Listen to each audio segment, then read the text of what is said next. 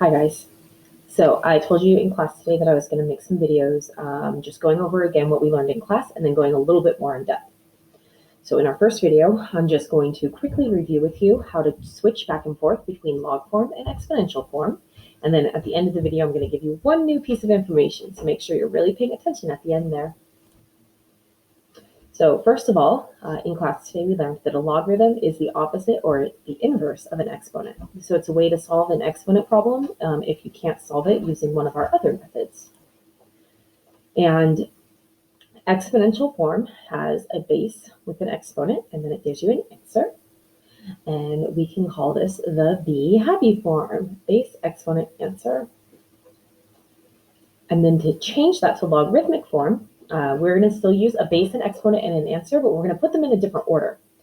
So in logarithmic form, we first of all have to have the word log because it's logarithmic form. And then the base becomes the base on the log. So we write that smaller and below.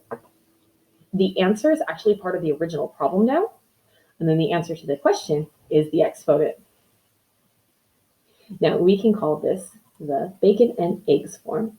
So be happy, B-E-A, or bacon and eggs, B-A-E. So it's the order that we're writing the numbers in.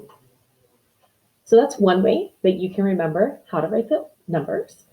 And then another way is the way that we learned in class today, which was the wheel. So first, I'm going to review with you how to go from log form to exponential form. So you'll know something is in log form if the word log shows up in it, right? So this is in logarithmic form. And if we said this out loud, we would say log base 2 of 8 equals 3. Log base 2 of 8 equals 3. And then if we want to change it to exponential form, we do the wheel. So for the wheel, we're going to start down here at the number 2. And in our head, we're going to say 2 to the third equals 8. 2 to the third equals 8. And then as we're saying that in our head, we're going to be writing it down, right? So 2 to the third equals 8. And that's exponential form. And I know that's exponential form because there's an exponent. Let's try this one more time. So if we were reading this out loud, it would say log base 3 of 9 equals 2.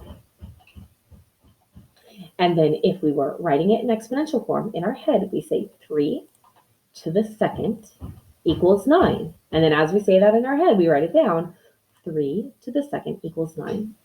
So this is converting from log form to exponential form. Now let's go the other way. Let's go exponential form to log form. And we can kind of use the wheel for this one as well. So here's exponential form, and I know it's exponential form because there's an exponent. It says 2 to the third, right? So for this one, we're going to say in our head, log base 2 of 8 equals 3. And then as we're saying it in our head, we're writing it with our pencil, log base 2 of 8 equals 3. So that's from exponential to logarithmic. Let's try that one more time. So here I have 3 squared equals 9 for exponential. And then in my head, I say log base 3 of 9 equals 2. Log base 3 of 9 equals 2.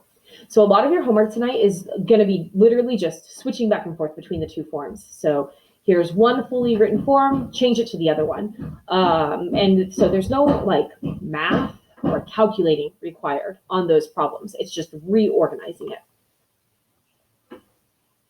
Now here's that extra piece of information that we didn't talk about in class. And that has to do with the most common log. So there is a log that happens the most often. It's a log that is used the most across the entire world.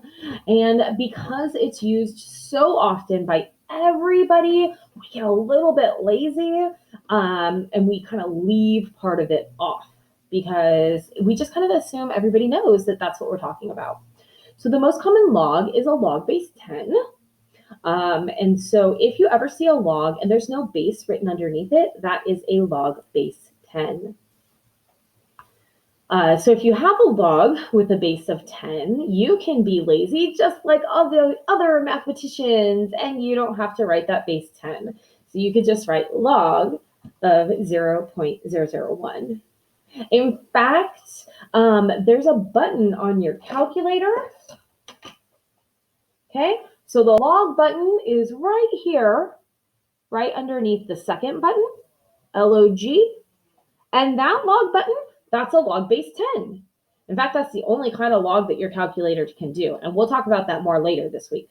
But so if I typed in on my calculator, okay, so I'm going to hit the log button and hit 0.001 equals, and it tells me -3, just like I have on the PowerPoint.